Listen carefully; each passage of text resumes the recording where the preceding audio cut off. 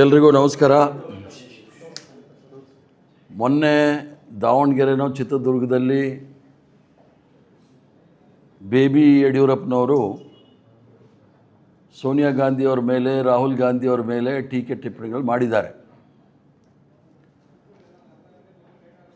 Check ಮೂಲಕ ಲಂಚ ತೆಗೆದುಕೊಂಡು ಜೈಲಿಗೆ ಹೋಗಿರ್ತಕ್ಕಂಥ ಇತಿಹಾಸ ಈ ದೇಶದಲ್ಲಿ ಯಾರಾದರೂ ಇದ್ದರೆ ಬೇಬಿ ಯಡಿಯೂರಪ್ಪನವರ ಪಿತಾಮಹ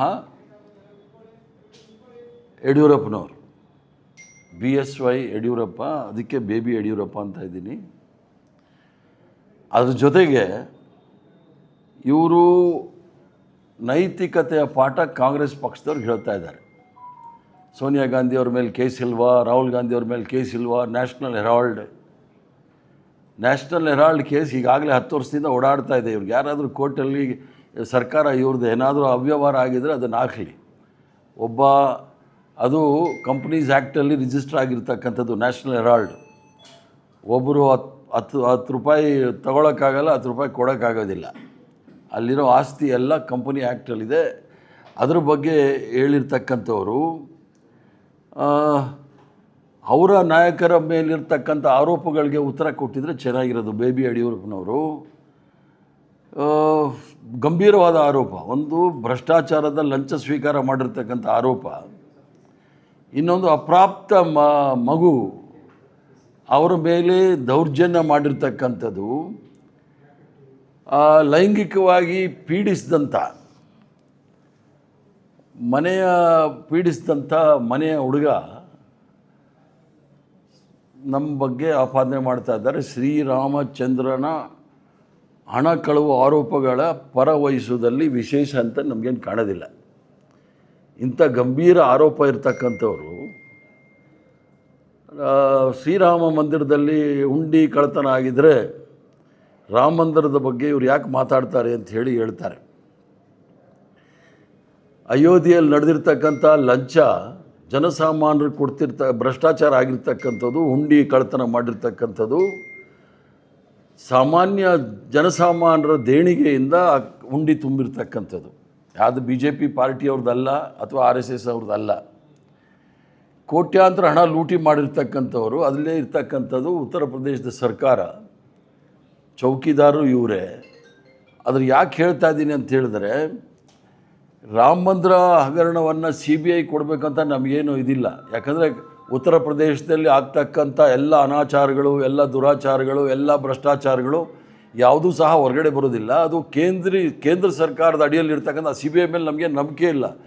ಕೇಂದ್ರ ಸರ್ಕಾರದ ಇದರಲ್ಲಿ ನಿಗಾದಲ್ಲಿ ನಡೆದಾಗ ಅದನ್ನು ನಾವು ಬೇರೆ ರೀತಿ ತೆಗೆದುಕೊಂಡು ಹೋಗೋಕೆ ಆಗ್ತಕ್ಕಂಥ ಅವಕಾಶಗಳು ಇದೆ.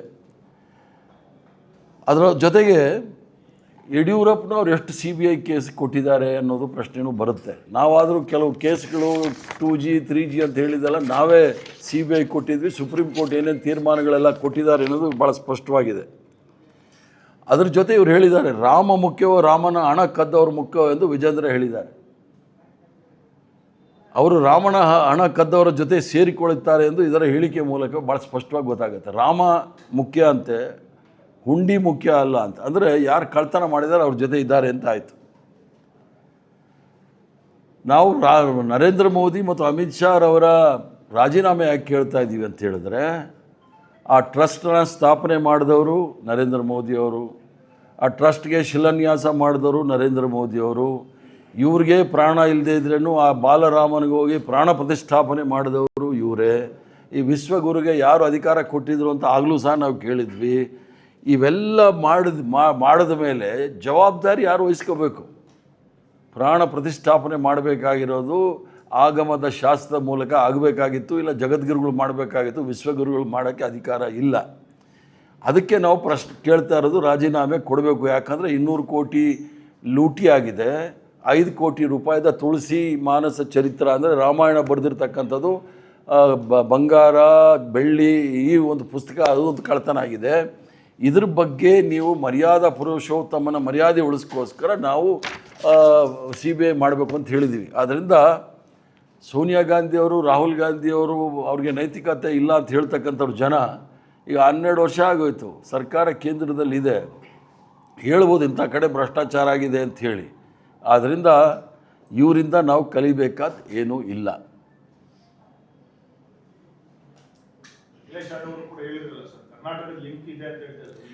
ಕರ್ನಾಟಕದ ಲಿಂಕ್ ಭಾಳ ಚೆನ್ನಾಗಿದೆ. ಕರ್ನಾಟಕದ ಲಿಂಕು ಅವ್ರ ಹೆಸರು ಹೇಳ್ತೀನಿ ಕೇಳಿ. ಅವರು ಮಹಾ ಹೋರಾಟಗಾರರು, ಯಾವುದು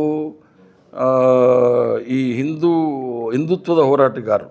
ಅದರಲ್ಲಿ ಗೋಪಾಲ್ ನಾಗರಕಟ್ಟೆ ಅಂಥೇಳಿ ವಿಶ್ವ ಹಿಂದೂ ಪರಿಷತ್ತಿನ ಪ್ರಧಾನ ಕಾರ್ಯದರ್ಶಿಗಳು, ರಾಷ್ಟ್ರೀಯ ಪ್ರಧಾನ ಕಾರ್ಯದರ್ಶಿಗಳು ಕರ್ನಾಟಕದವರು. ಇವ್ರನ್ನ 5 ದಿವಸಗಳ ಕಾಲ ವಿಚಾರಣೆ ಮಾಡಿದ್ದಾರೆ. ಚಂಪಕ್ ರಾಯ್ ಜೊತೆ, ಆ ಲಂಪಟ ಇದ್ದಾನಲ್ಲ, ಅವನ ಜೊತೆ ಸೇರಿಕೊಂಡು ಇವರು ಲೂಟಿ ಮಾಡಿರ್ತಕ್ಕಂಥದ್ದು ಜನಸಾಮಾನ್ಯರ ಹಣ, ದೇವರ ಹೆಸರಲ್ಲಿ ಲೂಟಿ ಮಾಡ್ತಕ್ಕಂಥವ್ರದ್ದು. ಮತ್ತು ದೇವಸ್ಥಾನಗಳು, ಈಗಾಗಲೇ ನಾನು ಹೇಳಿದ್ದೀನಿ, ಪುನಃ ಹೇಳ್ತೀನಿ, ಭಾರತ ದೇಶದಲ್ಲಿ ಲೂಟಿ ಮಾಡ್ತಕ್ಕಂಥ ಇತಿಹಾಸ ಸೃಷ್ಟಿ ಮಾಡಿರೋದು ಇವರೇ.